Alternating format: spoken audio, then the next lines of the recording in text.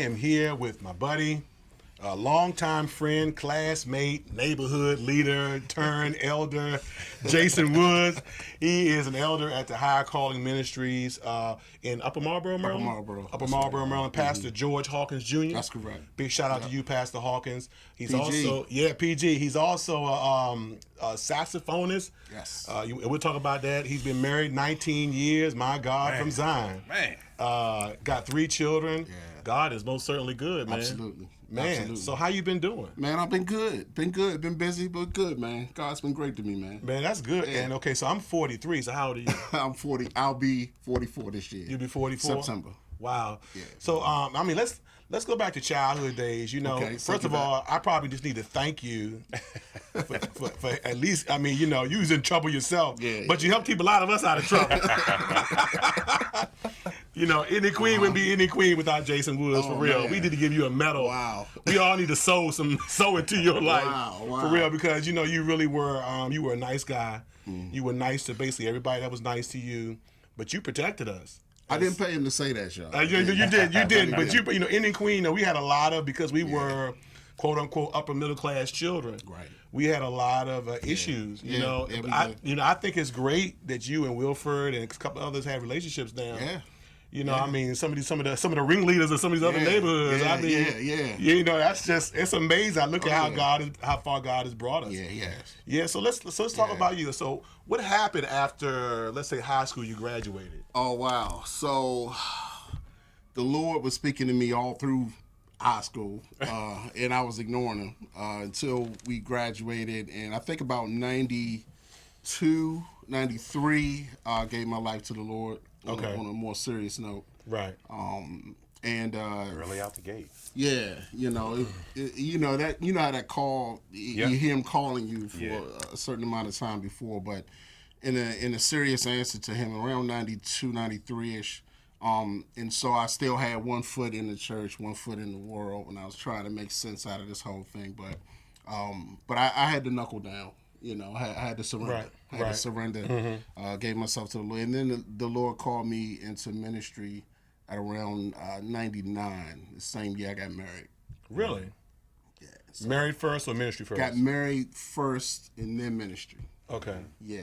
And so, you know, my pastor was very instrumental in that. He pretty much raised me in the faith. Of course, my natural father as well. Shout out to Pastor James Woods Sr. But Pastor George really mentored me, took me under his wing, and really kind of walked me through life. So funny, one of the funny stories is the Indian Queen. I was in a crap game. I was rolling dice. And, you know, my pastor's also my brother-in-law. He married my sister. Okay. So while I was rolling dice, I saw his car. You see his car come down the street because he had to go a certain route to get to my house. And so when he was coming up Forford Road. Right. And so just as he would get to the top of the hill when I was at my buddy Bobby's house rolling dice, I would kind of kneel down and act like I was, like like I was blowing on the dice. Wait till he drove around the corner, and then I, stood up and collected my money. But, but you know, it was that kind of unsettling in me that I knew God had called me to a higher place. You gotta make a change. But I was still trying to drag that other foot out. And so, I met my wife. I met my wife in about 91. And she lived in New York City, so we kind of did the long distance dating thing. That's a whole nother story. Yeah, because Phil had to bring me back another day for that one. But we married in 99. Had my first son in 2000. My daughter Kiana, who I helped raise, was my wife's first child. But I've raised her since she was 2 years old as my own. So she's my oldest. I always look at her as my oldest. So from there, man, ministry took over. We started High Calling Ministries. I helped my pastor start Seed High Calling Ministries in 2000. Yeah, after I got married. It was called the ministry, and then here we are 18 years later. Wow. Yeah. And so you told me before the broadcast started that you've been playing the saxophone all this time. See, we didn't know. Yeah. See, I want you to do me a favor. Ball his fist up for a quick. See these hands, right? Some monkey paw. That's a monkey paw, man. What you doing Them over there? hands right there ruled the world for a while. You know what I'm saying? Yeah. And you actually use them hands to punch saxophone keys? I did, man. I was putting them up against dudes' jawbones, and then in the secret of night, I was practicing my scales. Playing man, Amazing Grace. Yeah, exactly. Now, I want you to know you're talking to somebody beside you that know exactly what you're talking about. I felt a certain camaraderie. We all refined, ain't we? We all got a story. We all got a story. I felt it. Meanwhile, I was a picture of perfection. So, I mean, I'm trying to get a sense of what's going on. Man, you were doing things we were hiding from, man. Oh, man. I mean, we was all hiding. Yeah. But anyway, my wife, let's talk about your saxophone playing. You know, people call you now. You got your own events, Jazz on J Street. Right. Talk about that. Okay, so Jazz on J Street was pretty much founded in 2008. Funny thing is that I had lost my sister. My sister Valerie had passed away. Okay. And I was really depressed. And my wife knew that Kirk Whalen was one of my favorite saxophone players. He was in his third installment of Gospel According to Jazz. Yeah.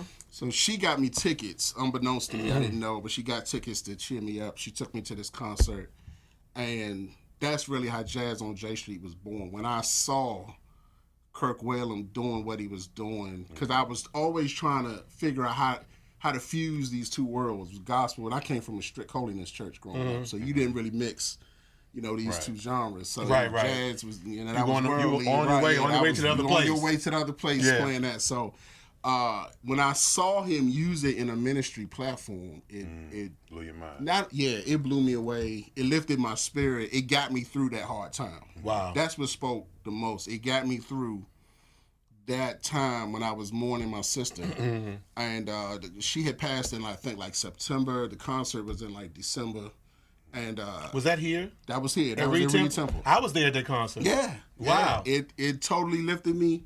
It brought my spirit up. It let me know what I could do with the gift that God had given me, because you know this as a choir director. Playing the sax, you support an instrument. So you don't, you play what they tell you to play and no more. Right. Keep it low, keep it, play this part. Right. But as a musician, you have this voice inside of you through your instrument, and you kind of don't have a platform to kind of get that out that's not in a supporting role. So when I saw Kirk do that, I was like, Yep.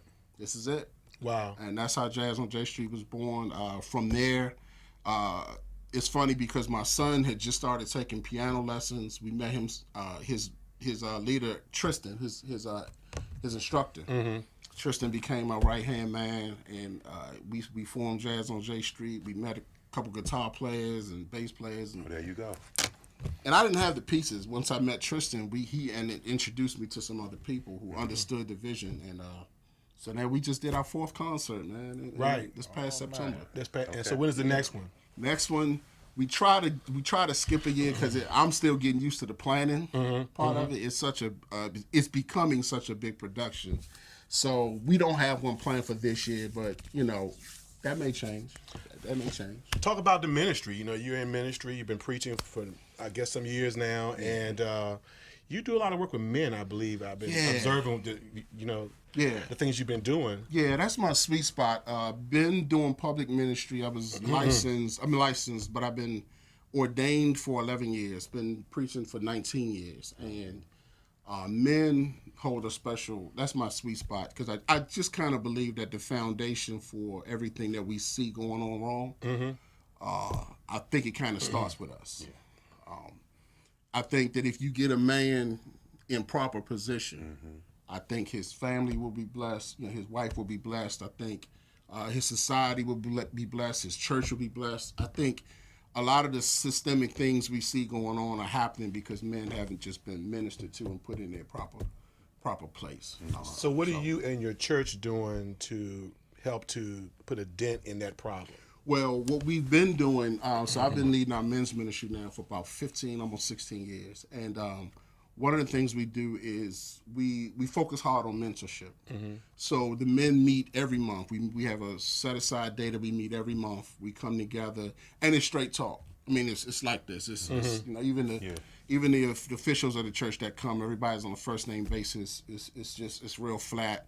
Okay. We talk about everything that men go through, and I mean, and I don't have to explain that it's everything. Yeah, so get it. So everything's on the table, everything's confidential, and what I've seen is men grow when they understand that they have a place, kind of a man cave-ish type thing that they can come to, because they gotta act strong at home.